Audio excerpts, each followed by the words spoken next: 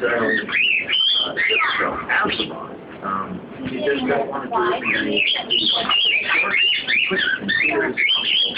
and if you can get, I don't know what company you can, but if you hold it out inside the cage and you go to pick him up, what you don't want to do is chase him around the cage, up and down, toys inside, and hold, kind of chase him like you try and grab a, grease pig or something. You necessarily want to use both hands, go in, and just you have a nice tone to your voice, a nice step up, but you do it with such decisiveness and precision that you just kind of away and you scoop him up.